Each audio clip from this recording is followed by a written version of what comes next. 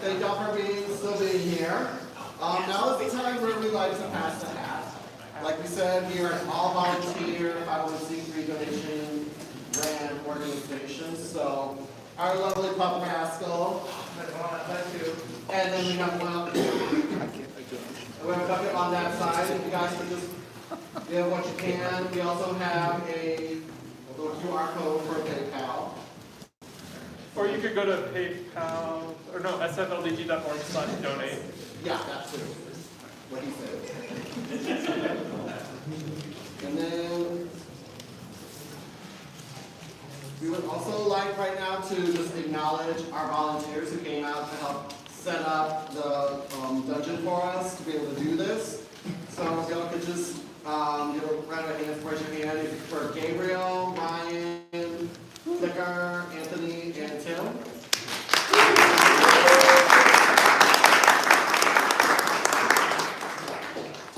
Alright, and then also coming up on December 3rd, we have our volunteer and holiday party here.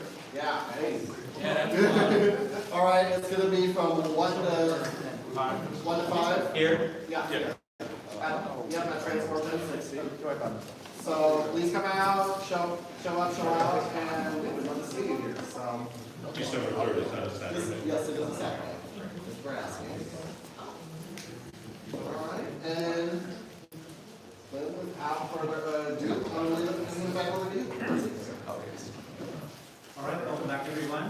I'm going to be covering in this next segment, I'll just review some of the segments I'm going to review now. It's options, what you can do to respond to some of these mental health issues that I've talked about. I'm going to review some resources, open up a little bit longer to Q&A, and then I have a brief closing at the end. So one disclaimer, so I'm going to be giving some ideas, some recommendations right now on some of these issues. Just with a quick disclaimer. Like butt plugs, these are not one size fit all. So just remember that if each of us has a unique situation. So the first item I want to talk about is probably one of the hardest ones. It's actually one option that you have is to be what we call radically honest. Radical honesty is essentially saying, even though I don't have to like this, but this is what's going on. It's actually more radical acceptance. And sometimes, the last couple of years have been really difficult. And even in therapy with folks that I've seen over the years, even after a couple of years of working together, and then it's at that point that they say, you know what, I never told you this that happened to me when I was younger. Even today that happened. After seeing many therapists, I got told, I never told this to anyone. So it's important to be honest, even though it might be difficult. The honesty, though, I think it's not just about the hardship or the symptoms, it's also about the joy. And I want to mention that there's a famous social worker, her name's Brene Brown, you may have heard of her name. There was this interview that she had with Oprah, and when Oprah asked her, what's the hardest emotion to kind of deal with? It surprised me. She actually said joy. And it's because it arrives, we feel it, and then what happens? It leaves, and we go back to our baseline. So oftentimes there's this, and then I should just say that she gave this story about how she referenced this man she knew who loved his wife, for example, but he always wanted to stay kind of in the middle area. He didn't want to get too happy, didn't want to get too sad. And he thought, well, because he loved his wife so much that if the day she passes away, he doesn't want to feel that depression, feel that grief. And that day came, and he still felt that sadness and that grief. And the regret there was, I really wish I had leaned more into that joy and really cherished those memories, because now that's what I have, these memories. So, with that being said, radically honest about what brings you, again, the hardship and the joy. So some things just to be mindful of is, there's a lot going on right now, as I mentioned before. The holidays can often bring joy and even sometimes triggers. We've been through a lot, pandemic, climate issues, politics, and still going through it. There could also be this right now with this season, there's this desire to hibernate and yet work, or there could be demands to maintain the same level of productivity. So you might be feeling that push-pull feeling, which can sometimes make it a little harder to distinguish, right? That radical honesty. So it's both important to rest as well as have something to look forward to, even during this period of uncertainty. If you're, one thing that I would say is, as a therapist, one thing that we're taught is one thing that we have to rule out is if when someone's experiencing any mental health symptoms is to get them checked with their doctor first, some lab work. So if you're experiencing some mental health symptoms, if you haven't seen a doctor in a while, you haven't had a physical, it might be good to just check in on how your thyroid is, check in on how your iron levels are, as well as maybe vitamin D. The actual vitamin D, not. As well as maybe hormone kind of fluctuations or levels. I've been in that position where even at the hospital, someone was referred to me, an MD referred someone to me, I'm treating someone for depression, they're not getting better. And I'm like, you know what, let's double check this, and then they were actually iron deficient. And I'm like, I can't treat that because that's the iron supplements. So it's important to kind of check that as well. What were those three? Iron, vitamin D? Just general thyroid, iron, some any kind of hormonal fluctuations, maybe testosterone, for example. Vitamin D, I would just say some vitamin deficiency. At least when I was at the hospital, not many folks tested for it because it's sometimes costly or they don't always justify it. You could sometimes, for insurance reasons, yeah, you could always try to advocate to check that out. As well as other things. I'd say more holistic doctors and functional doctors actually test for a lot more. So now what I'm going to do is review the same issues that I mentioned before: depression, anxiety, trauma, suicide risk, IPD, and sexual activity, and give some options for each one. So in general, I just want to say it could be important to validate, to recognize and express your concern, either to yourself, to someone else. Be gentle and curious. So first with depression. If you're experiencing depression, I really invite you to be really compassionate with yourself. Most of the folks that I've seen and treated for depression, that inner critic, inner voice really comes and really nags at you. This is the thing about depression. Like I mentioned before, it lowers your energy, it has you being less interested in things, and then it also increases your negativism, your inner critic. So not only are you able to do less and have less energy, but now that inner critic is stronger. So there's much more of that. So trying to invite some of that compassion and be gentle. It could also be important to try engaging in something meaningful. Maybe, even if it's going for a walk.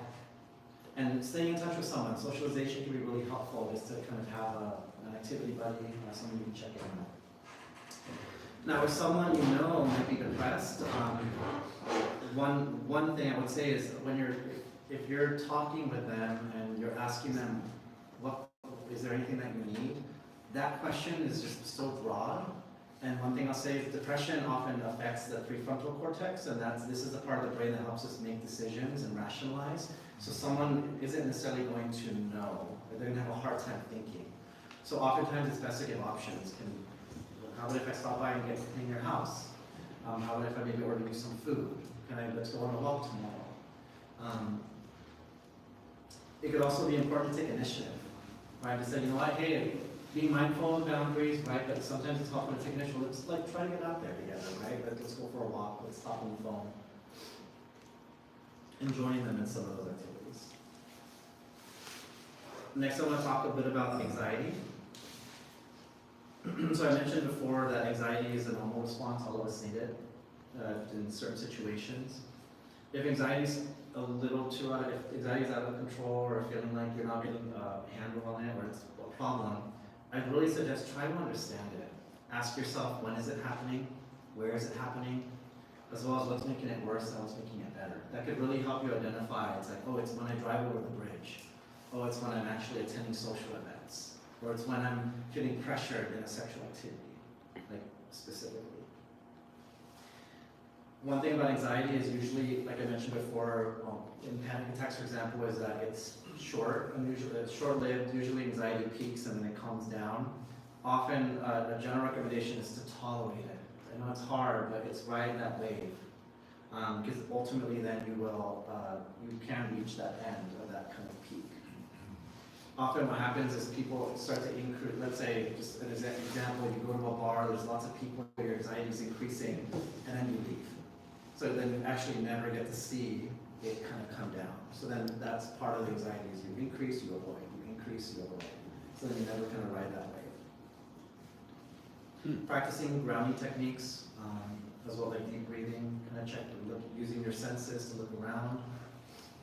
As well as something, this is a clinical term called we use this term called gradual exposure. It's where we slowly have someone take steps in order to do something. So I'll just give an example. If you have a fear of dogs, we create a fear ladder, and then we start with let's set the goal is I want to be able to have a dog sitting in my lap and I want to pet it. The first step is I'm going to think about a dog. Then I'm going to look at a picture of a dog. I'm going to see a dog. I'm going to look at a stuffed animal, right? We have to kind of figure out what are those steps. So that being said, you can do this on your own a little bit, but essentially saying, identifying kind of what are some of those markers for you, what limits are you willing to kind of push gently. But to actually do that therapy, I would say seeing a mental health professional. If you suspect that if you see someone, know someone that's dealing with anxiety in the moment, some options are to help them practice like some deep breathing. Be really careful not to force them to do things, because again, forcing them into something is just going to have them regress and kind of fall back into that avoidance. At the same time, it's not recommended to don't enable that. You know, it's like, oh, you don't want to go out to the bars? Okay, we're just not going to go today again. You're not leaving your house? Okay, we're just going to stay. I know folks who have not left their apartments for quite some time, where they do not want to. We call it agoraphobia. They don't leave their homes because of anxiety panic attacks. So there's that delicate balance between not forcing but not enabling, somewhere in the middle. Something else similar to depression is actually being a companion and joining them in activities that can also provide a lot of security. Moving on to trauma. So trauma, when we're triggered, it kind of removes us a bit. So we have like the five senses, seeing, hearing, smell, taste, touch. We kind of disconnect. And then we could even go into that memory. We can go inward. We might dissociate. So one option for yourself is starting to identify that pattern when it's happening and then plugging back in. We do that with the term that we call orienting to the present. So one of the options, I like to recommend folks do this mentally and physically. Mentally, it would be an example like this. So I have to look at my date. So today is Wednesday, November 16th. It is 8:55. I'm in this room. Here are my legs. I see everyone. I'm an adult, right? I'm safe. There's no, right? That's grounding. I'm using the statement. Another option is grounding, just using your senses. So going back to some of that. What am I seeing right now? I'm seeing some really interesting things, right? St. Andrew's Cross. I'm feeling my jeans on my legs. I'm feeling a little cold in here, right? That's grounding. If you know someone that's having a flashback or dealing with some trauma in the moment, one recommendation is this is a really what we call trauma informed. It's before you do something, if let's say you're with them, kind of say what you're gonna do. So like, hey, I'm gonna get up and walk over that chair right now, right? And then you kind of shift. Or I'm gonna reach over for that little bottle of water. The reason why we do that is because if let's say if someone's activated and I'm just kind of still getting up and moving, what do you think someone might see, right? They might think, what are you doing? It might come across as really alarming, really kind of threatening. And it might unfortunately activate some of that trauma response. Going back to kind of what I mentioned around the grounding, some guided grounding can sometimes be helpful as well. Even just learning a technique and slowly guiding someone through it, even if it's the deep breathing. Now to briefly go to suicide risk. In terms of if you yourself are experiencing thoughts of suicide, I really invite you to be kind to yourself. There's a lot of similar to depression. There's a lot of criticism. Why am I experiencing this? Or I'm a bad person. So really inviting some of that kindness. In the moment that the thought comes in, it can be helpful to distract yourself by maybe doing something, watching TV, being active. It's also important to kind of know, like, recognize similar to anxiety, like know how long those thoughts are lasting. If it's something quick, like it flashes in, okay, it's gone. Or if it's like, oh, I'm ruminating, right? That's also going to give you a sense of, this is actually mild, still an important symptom, and or, hey, my mind just keeps going over this. I'm ruminating, I'm obsessing. That's much more of a red flag. And one of the also harder things to do is asking for help. So even going to your doctor, therapist, a friend, mentioning that this will be going on. And there's, I'll review some hotlines in a minute, but there's several hotlines that one can actually call to check in. So if someone that you know is dealing with suicidal thoughts, you had asked this earlier, just clarifying a little bit. Sometimes we're afraid to ask the question. In mental health first aid, we actually recommend ask the question. Don't ask, are you thinking of suicide? Suicide is like such a abstract term, and it's so loaded with stigma, because we say they committed suicide. They committed a sin. It's connected to that stigma, right? Especially when we look at religiosity. So what I got trained in when I was on the suicide hotline, as well as what I recommended to folks, was asking, are you having thoughts of wanting to kill yourself? Or are you having thoughts of not wanting to live anymore? Or also a more mild kind of question, like, getting there is, are you having thoughts of just not existing? We're slowly getting to that kind of question, what kind of thoughts when it's happening. Another question can be, have you thought about how you might kill yourself? Or have you been thinking about that? You're not asking of, hey, you should think this.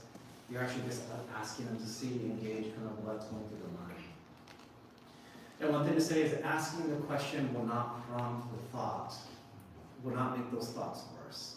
I know there's a big fear of that. Like if I ask it, it's just going to make it worse. But actually, I think it's that hesitancy to ask that leads to isolation, even more isolation, more disconnection.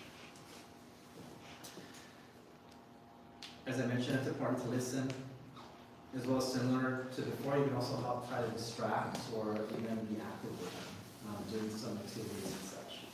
But one thing I want to emphasize is there's a realm of mental health first aid that you can practice. Remember, therapists exist for a reason, because we're here to support folks and treat folks. Be mindful just how much you're pushing. I've had folks really support their loved ones and essentially do what we call, in the hospital, we had something called line of sight, meaning that person has to stay in my line of sight. They are not leaving because they are at risk of something. They must stay in my line of sight. That's actually what we did actually when I worked at Kaiser Hospital. We'd always have to have someone there in line of sight. We had someone else watching. And sometimes what happens is family members do that in their homes. It's like, and then they end up canceling work, not going to school in order to really support someone. I don't want to criticize that. If that's what you want to do, you can, right? Again, really supporting the community, maybe not getting police involved, so to speak, but at the same time, be mindful just how much that labor, that effort, right? The next thing I want to talk about is intimate partner violence. I've supported a lot of folks in this situation, and one of the most important things, I'll just say, intimate partner violence is so isolating. And often, and so really my recommendation here is to try to talk to someone. Even if it's on a crisis line, even if it's a friend, a doctor, maybe a therapist. It's probably one of the hardest things to do in those situations as well, especially because there's threats. There can be threats. There could be fear of losing your stability, that maybe economic stability you have, maybe your housing, immigration status, a lot of those factors. If you suspect or know someone going through that, similar to suicide, it's okay to ask. But the one thing I would say is, let's not ask, hey, are you being abused? That's something we don't ask that. Or have you experienced abuse? Because in our mind, like, oh, that wasn't abuse. As a child, I was just locked in the closet for 10 hours a day. That wasn't abuse. So not using that question or that word abuse. That's why, if you notice, in the earlier segment, I said kicking, slapping, shoving. I named all of them because it's sometimes important to ask those specific questions. It could also be important to make time for them. And when I've supported victims actively going through this, we're usually dancing around when the offender is not around. They're at work, they might be out of the house. We have to create a code and say, you know what, just call me, just say, call me Nancy or something. Say, hey Nancy, and then we pretend, right? Like maybe we're talking about something else, or I'm asking yes and no questions, so then it's easier for them to just say yes and no, and it doesn't sound like we're having some kind of intervention. It's going to be important to validate them. If they tell you something's happening, believe them. And something potentially you can do is help them maybe create a safety plan. There's a lot of them online, but again, similar to suicide, similar to intimate partner violence, it's important, I think, to know kind of what is your role and when is it time to get help. And in both of these cases, just to clarify, you yourself can also call that suicide hotline. I'm going to mention it in a minute, or the domestic violence hotline if you're not sure what to do. That's why we were trained on those lines. Not only did we get calls from people in the situation, teachers, family members, partners. We were guiding them on what to do. So now on the last one, sex. Question about, you mentioned that safety plan. Do you have like examples of like, I have a very abstract idea of what that might mean, but like.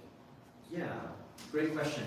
So a safety plan is something that sometimes folks will do on their own. Sometimes I make them all the time with my clients, or folks I've worked with. Essentially, a safety plan is looking at different segments. Let me try to go back to I'm trying to visualize it right now. One, it's identifying warning signs. Well, one, it's actually identifying like, when do I feel well? How do I know I'm feeling well? Also, how do I know when I'm actually not doing very well?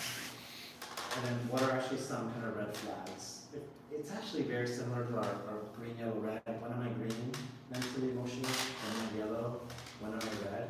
And at that point, we actually have a plan because again, depression, that impulsivity, that rumination affects our thinking. And so then we don't think clearly. Our mind goes into all nothing, life, death, pain, suffering, essentially. So in it, we actually even say, when I'm feeling this way, these are some options of what I can do. Go for a walk, call this person, here are their numbers. And also have a list of some crisis lines to do in the moment. Essentially, that plan is there to really help someone when, not necessarily if you're in that moment, but also to help kind of remind you, like, okay, these are my options. Does that make sense? So moving on to the theme of sex. So in this one, I want to present some mental health and Kink best practices to increase your benefit and reduce your risk in scenes. And this, I would say specifically, it's something to consider it's something to really consider if you're navigating a new, let's say, play or new activity, but especially if you're reaching something that you consider to be taboo. And one thing I'll say about taboo is it's individually defined. Not one thing is considered taboo to everyone technically. It's just like in cultures, it varies. But some of that you might consider taboo might be like maybe age play, maybe race play, maybe blood or scat involvement, maybe temporary marks might be taboo for you, just as some examples. Even piss play for some could be taboo. So what I'm going to review is actually something that we're very used to. It's the steps of negotiation, safe word, aftercare, but I'm throwing a little bit of a spin on it. So the first thing I would say is going back to that theme of radical honesty, really giving yourself the permission to be honest, but then also to be vulnerable, which it can be a really hard thing to do. It's also that permission to explore and to set boundaries, specifically. So this segment, I would say the first part of this would be before care. So I usually recommend folks to sometimes either it's on your own or maybe it's with a trusted friend to journal. You might write down, you might ask yourself, what's the fantasy that I want to explore? Why? I want to play because, why? Why do I want to do this? What is it about this that's compelling me? What role do I want to take in this scene or in this play? What do I want to feel or don't want to feel? Any kind of physical limitations as well, capacity and limitations, and specifically triggers, things that could actually activate them more. I also recommend folks that they, in this process, identify, define, and practice using their safe words on their own, not with someone. I'll say oftentimes when we're working with folks who are more shy or timid, we actually do something, or we do role plays in therapy oftentimes, and one of the things I have my folks do is practice saying no. So no, no, no at different levels. So using and you might even bring the body in, like no, no, no. Right, depends on certain levels. Because no is probably one of the hardest things to say. Because thinking back to what I mentioned, disappointment, wanting to fit in, hard difficulty setting boundaries. So with that, if let's say your safe words are green, yellow, red, right? Green, yellow, red, and practicing just saying those. Because it's really hard in the middle of a scene, if you're at red, to actually sometimes say it. Or it can be difficult. Another thing that I would recommend, or another factor I would recommend is really pairing those words of green, yellow, red to, like on a scale, to kind of see when would you most likely use that safe word. So I'll give an example. So in couples therapy, often we talk about, there's this list of fair fighting rules, and we talk about taking a timeout. And oftentimes we talk about a timeout, it's kind of like a safe word, right? Okay, I'm going to take a timeout. But oftentimes what happens is we wait until the red to take the timeout. And by that time, a lot has happened. So sometimes the timeout is actually happening at the yellow. You know what? I'm getting too flustered, I'm getting too angry. I need a break. Yellow. Let me take a moment, I'll go back, I'm going to go to the other room, I'm going to go to the gym. Let's talk later, let's give it a couple hours, but I'll be coming back, right? So usually what we do is we, as therapists, we support people in identifying when are you green, physiologically, mentally, when are you yellow, and when are you red, right? Let's start to use this timeout maybe around yellow. So I invite you to think about the same thing in terms of your use of safe words as well, in that self-exploration. As well as in that time to look at what, how, and when are you wanting or needing during care, after care, and debrief. And from there, once doing some of that work and thinking about it, then from there actually bringing it to a scene. Oftentimes these things get discussed in the negotiation phase, and from there you might be already in a role. Sometimes there's still a fear of disappointment, so then there may not be as much clarity. In that negotiation, right, we're usually creating a scene together, it's co-created. It can be important to name some of those wants. It can be harder to name some of those mental health needs. But I encourage you to try to be vulnerable, find that courage, maybe do that. As well as naming and asserting that you may want reciprocal aftercare and debrief. I would say what I notice and what I've seen online a lot of times is around aftercare primarily being for subs. Because doms often take a lot of time creating a scene, caring for their sub, and then they're being cared for. But what happens to the dom oftentimes? They're left with this, oh, I'm taking care of you, but who's checking in with the dom? So all the risks that I mentioned before, you're more likely to maybe experience more energy, more injury, regression, upset. So when I say reciprocal, it's important, I invite you to consider that even as a dom, you could say, hey, at the end we're going to do this. right? Let's check in. But even then, I would really invite also subs to kind of not step it up, but, you know, take initiative, kind of that word that I mentioned before, and say, hey, I'd like this, even if we won't for you, or all of you. So during care, this is another just brief term, is when a scene is going on, knowing that, usually, going back to my example, I'll say, you know, I felt that when the needle play, I felt insecure that I would disrupt that session, but I had stepped away. But knowing that in a scene, it's like a volume knob, you can kind of turn the volume up, turn the volume down. When a yellow gets said, it doesn't mean that the scene is over, it means you slow down. But in that moment, it's okay to say yellow and saying, you know what, I need maybe this right now. A little bit of that during care. Sure, it may not be maybe the most exciting thing, right? Especially in that moment when you're really in the zone, but if that's what you're needing, try not to. I also encourage folks sometimes to practice in the scene actually saying a safe word, not red, not like, hey, I'm gonna test this sub and nom and say red right now, that means over. But even say green, right? Going back to what we mentioned, the joy. Green, this feels so good to me, keep going, right? Or even, you might even practice saying yellow, just to see, hey, what's happening? Does this actually slow down? And I'm even going to mention, and that includes for DOMs as well, right? Checking in with yourself. Am I mirroring moral injury? Am I feeling like I'm doing something I actually don't? Is this new to me? Am I feeling like this pressure, like I have to do this? Yellow. I actually need to slow down. Which could be a hard thing to do. Aftercare, as you may know, right, it's when folks you describe, or sometimes it involves cuddling, getting someone water, getting each other water, so maybe someone getting the other water, for example. And also invite DOMs to consider your aftercare if you also need to cuddle, if you need to kind of connect.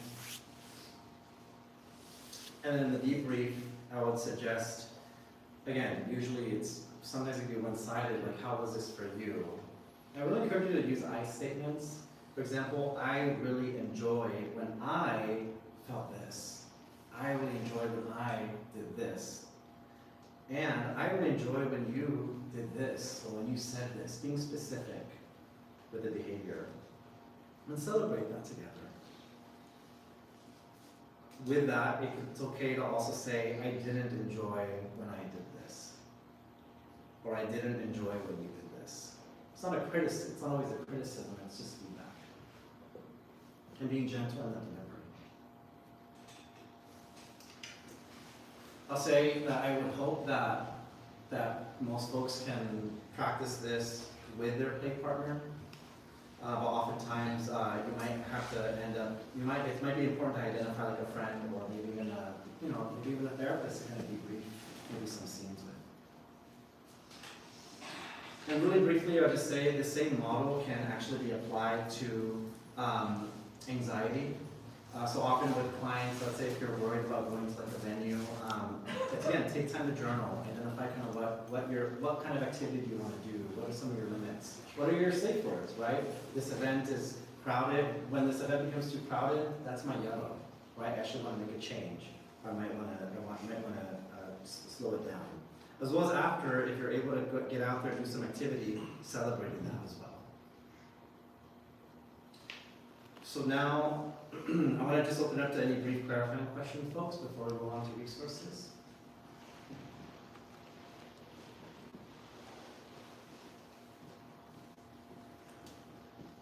It's the holidays. A lot of things can come up for people, and often people don't even know or have the language to be able to talk about what they're feeling and express that. If you're seeing someone that's really kind of anxious, they don't seem to be able to kind of put that into context words or establish what they're kind of going through, what are some good ways that you can kind of help ground and really kind of support in that time? Yeah, no, that's a great question. Oftentimes we ask people what they're feeling, and culturally we're not really actually told. It's a cultural issue that we don't always have the language around emotions. So you usually know some of the primary ones: happy, disgust, anger, scare. But there's so many more emotions. So one thing I would say is actually it's, in therapy we often review the feelings wheel, and it might seem kind of basic, but it's actually really an important step to do that. But just to clarify that or to add to that, what I usually do is if someone doesn't know exactly how they're feeling, I reflect. It's like, oh, you're looking sad to me right now. Or if they're anxious, you're looking to me, you seem like you're scared. Or you're looking a little bit anxious. Tell me what's going on, right? That gentleness. So to speak, even reflecting an emotion can highlight some of that. Yeah. So I want to be mindful just of time, so let's move on just to resources. So for resources, I'm going to break it down into some emergency resources, crisis resources, as well as how to access some options for accessing psychotherapy. So one thing I want to emphasize about starting with emergencies, is emergencies are life-threatening. So this is when someone is either threatening immediate harm to self or someone else. Someone might be severely disoriented or out of control, or even out of touch with reality. Or, so one of the options, of course, as you may know, is 911. I do want to say that in my experience calling 911 across the country, it really depends on staffing, training, and response times. So being mindful of that, here in San Francisco, the police department is heavily trained for mental health, first aid. But I also just want to name something. There could be some trepidation and sometimes for folks calling 911 or having 911 call on them because relationship with police. Unfortunately, people with untreated mental illness are 16 times more likely to be killed by police. And I say that just, it's in the data. So an alternative, an alternative to that is actually going to any local hospital emergency room. When I would respond to the emergency room, the patient would have been in the hospital, the doctor screened them, they had a nurse assigned, and they would bring a mental health provider in to kind of do the mental health assessment to determine what kind of care someone needed. And sometimes there it's nice to have more of a team supporting you than just, maybe one person. Stepping down now to crisis. So crisis is not life-threatening. This is some examples are when a person's behavior puts them at risk of hurting themselves or others, and or not someone, let's say if they're not caring for themselves. Some local options would be, I'm not sure if you're all familiar with mobile crisis. Mobile crisis is essentially, it exists in San Francisco, Alameda County, Contra Costa County, San Mateo County, and Marin. Essentially, mobile crisis is when a team of mental health providers are connected with the police, and rather than actually the police responding, the mental health provider responds. Sometimes police do accompany, it's mainly just to kind of assess the situation and keep folks safe, but really it's the mental health provider that goes in and assesses. I will say that hours really do vary on this. Sometimes there's limited hours, more like during the day, less sometimes at night or in the evening, but nevertheless, it's an option if you need that support. Now to touch on some important hotlines, the main one I'm going to talk about is 988. So you may have heard about this new number, 988. It's essentially, it's not 911, but it's just a shorter version to get you connected to some of the main hotlines out there, the national hotlines. So I called it last week just to kind of check in to see kind of what they say. So when you call, it's going to prompt you to just say you call the 988 line. It's going to give you options to actually connect to the veterans suicide hotline. It's also going to give you the option of connecting to the Trevor Project, which supports the queer community who is folks who are under the age of 25. And then it's also going to connect you to the National Suicide Prevention Crisis Line, one that I had volunteered on years ago.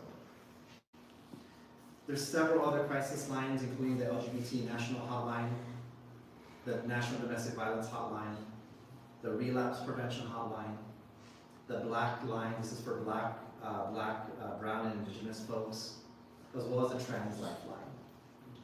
And there's another number that I just recommend to folks. It's a national line as well. It's 211. So if you ever have, if you're ever looking for shelter, resources, domestic violence shelter, or even mental health services in your local community, you can actually call 211. They'll ask you for your zip code, and then they try to give you services in their area. So if you're calling for someone, in New York, don't dial 211, you're probably gonna have to look for the number in New York in that county actually, just because it'll connect you locally. Next, I'm just briefly gonna cover psychotherapy. Some options here are, of course, going through your insurance, but if you do want to find someone out in the community, out of network, some options may be very open minds, inclusive therapists, poly-friendly professionals, the American Association of Sex Educators, Counselors and Therapists, Therapy Den, and also the National Coalition for Sexual Freedom. There's also many local LGBT organizations who actually offer free support groups and even some subsidized mental health services. So, I'm being mindful of time. We're going to be wrapping up soon, but any questions from what I've reviewed so far, folks?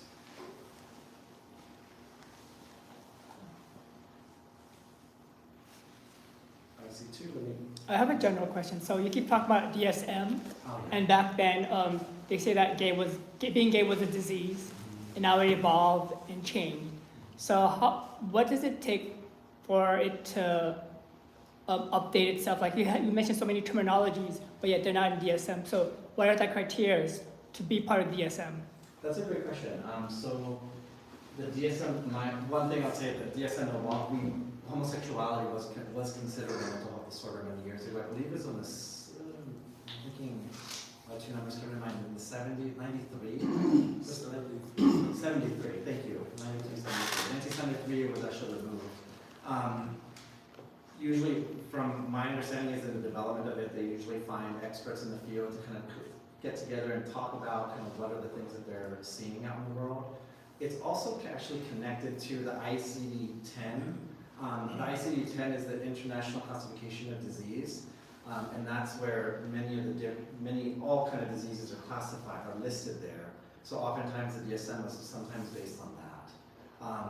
We just updated, I believe it was last year, to the DSM-5, version 5, and each version, essentially they're kind of evolving depending on kind of what we're seeing out in the world. Does that answer the question? So I was responding to you mentioning that as a response of some of the trauma that we experienced, the collective trauma experienced during the pandemic, of feeling like disassociated from your own kink, you know, and you know that I found in my own experience when there was just so much going on in the world. You know, the political unrest that we had, the racial reckoning our country went through, all the forest fires happening all at the same time. Like, I found myself not even having headspace for kink.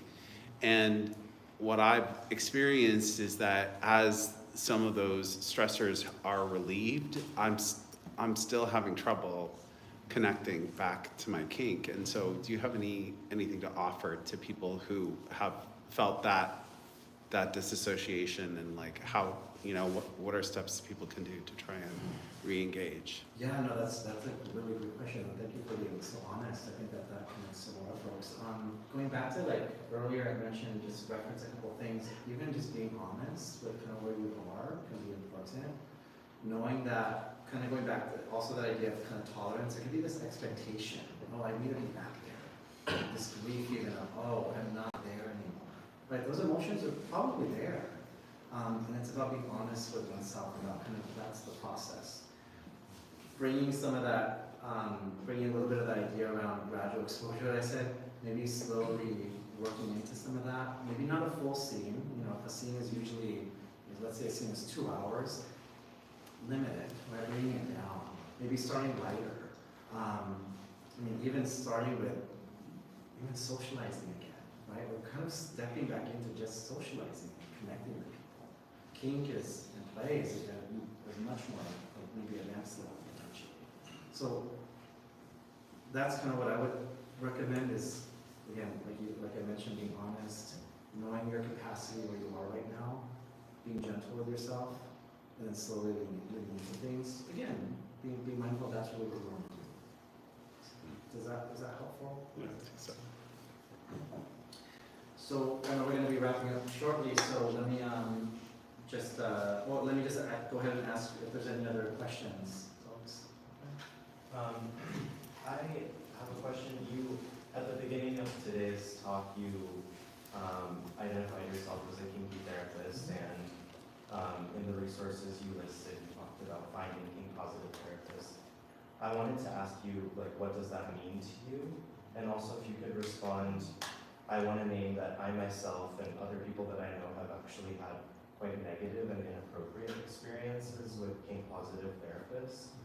And I would love if you could comment on some of the red, yellow, green flags that we as clients should be looking for when searching for kink positive therapy. That's a great question. I actually skipped some questions I was going to ask, I was going to mention. So oftentimes therapists, when you call them, they sometimes offer a free consult just to kind of check in. We usually ask questions, clients usually ask questions. Just 3 questions in that area I would suggest asking is your practice kink friendly and let's say kink friendly or kink knowledgeable, or even non-monogamy friendly or knowledgeable, for example? What are your beliefs about BDSM, kink, and non-monogamy?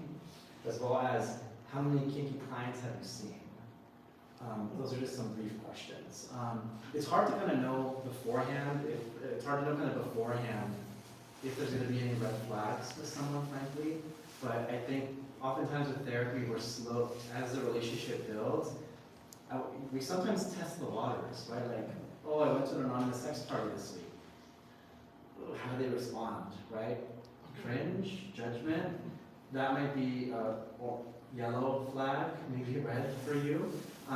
So sometimes it's not, you can't fully know ahead of time, but it's as the relationship builds, it's kind of gauging what are those green, yellow, and red flags. Does that answer the question? It does. I can chat with you later, but I also just want to name sometimes on the other end of the spectrum where practitioners are inappropriate in almost being too enthusiastic or revealing too much about their own lives. Just that it not just in that one direction, but in the other as well. Absolutely. No, I think it's about the client, right? Most times when we self-disclose, it's in service to the client. That's at least what we're trained to do, but sometimes those boundaries can be crossed. Absolutely. So we're going to be at time. Just going to mention just in closing, folks. So today given the events of the last 2.5 years, your capacities, tolerance, enthusiasm may have changed. Thus your limits may have shifted. So I really, as before mentioned, I really invite you to reflect on kind of where those limits are. You can dedicate some time with yourself or maybe with someone else to kind of talk that through. And from that, you can identify one activity, one kink, one aspect, and just ask yourself some questions. These can include what changed or stayed the same for you? What may be your current capacity or limit? Do you want or feel the need to change it or let it be? And if you do want to need to change, then what is one small thing that you're ready or willing to do to see this through? Be mindful of those baby steps. Thank you very much, everyone. I appreciate your time.